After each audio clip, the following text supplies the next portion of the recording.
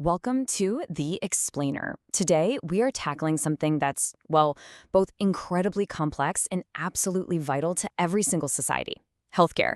We're going to deconstruct it and give you a fundamental toolkit to understand how any health system anywhere in the world actually works. So let's just start with a really big question to get our heads in the game.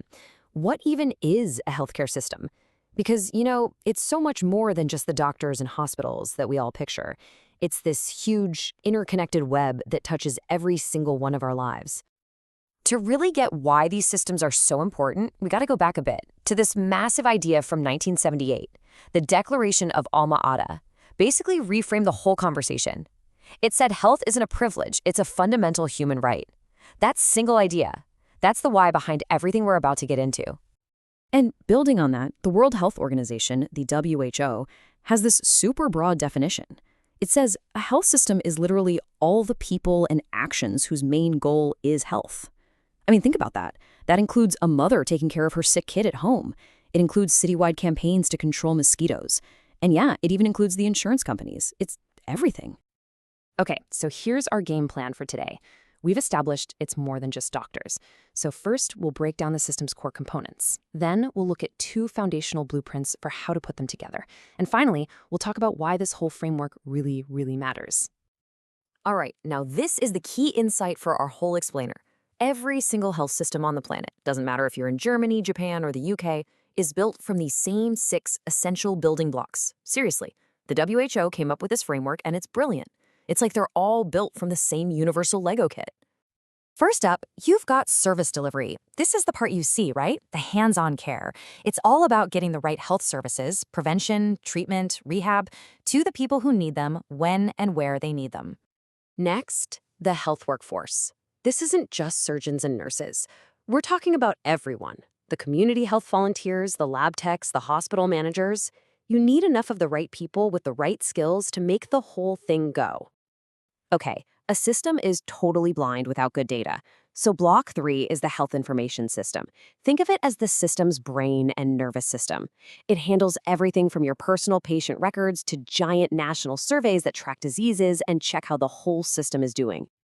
And of course, you need the tools of the trade. That's Block 4, all the medical products, vaccines, and technologies. We're talking medicines, diagnostic gear, you name it. A good system has to make sure this stuff is safe and that the supply chains can actually get it where it needs to be. You knew this one was coming, right? Money. Health financing. This block is all about how the system is paid for. Is it taxes, social security, insurance? But here's the crucial part. It's also about protecting people from going broke just because they get sick. And finally, our 6th block, leadership and governance. If the info system is the brain, think of this as the conductor of the orchestra. This is what provides the overall vision, the big picture strategy, the rules and regulations that guide the entire system and keep it in check. Now, let's just pause on this number for a second, because it really drives home what's at stake here, especially with that financing block we just talked about. 100 million. According to the WHO, that's how many people are pushed into extreme poverty every year just from paying for healthcare. It's a staggering number, and it shows you why getting that financing block right is so critical. Okay, so we've got our 6 Lego blocks. The really cool part is that while every country has the same blocks, how they decide to snap them together, well, that creates completely different systems. So let's look at a couple of the most important blueprints that countries have used over the years.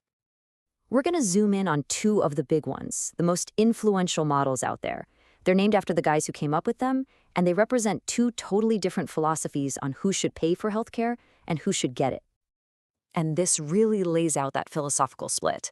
On one side, you've got the Bismarck model, which started in Germany. It's based on the idea of healthcare as a worker's right. You and your employer both pay into these sickness funds, kind of like social insurance. Then on the other side, you've got the Beveridge model from the UK. This one says healthcare is a human right for every citizen, period. It's funded by everyone through taxes and run by the government. The famous NHS in Britain, that's the classic Beveridge system. But, the real world is almost never that black and white. Most countries are actually a mix. Many use a hybrid model called national health insurance. It's kind of like a greatest hits album. It takes the private providers from the Bismarck model, but funds it through a government insurance program that everyone pays into, like the Beveridge model. Then you have systems with a huge role for private health insurance. And in many places, it's just straight up out-of-pocket payment. You get sick, you pay. Which of course brings us right back to that terrifying risk of financial ruin. So we've got the blocks, we've got the blueprints. Now we can ask the most important question of all. Why does any of this matter? What's the end game? What is any health system, no matter how it's built, actually trying to do? Well, it turns out it all boils down to three big goals.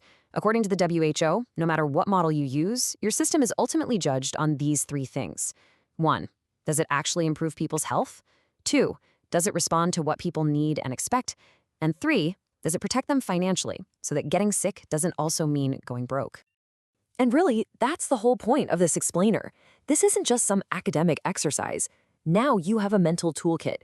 The next time you see a news story or get into a debate about healthcare reform, you can actually start to see the machinery behind it. You can see the building blocks, you can recognize the blueprint, and you can make sense of a topic that truly affects every single one of us. So, we'll leave you with a final thought, a challenge really. Take this framework, the 6 blocks, the core models, and apply it to the health system that you know best, the one right where you live. Try to describe it. Is it more Bismarck or more Beveridge? When you look at it block by block, where do you see the strengths, the weaknesses? Go ahead, see what you discover.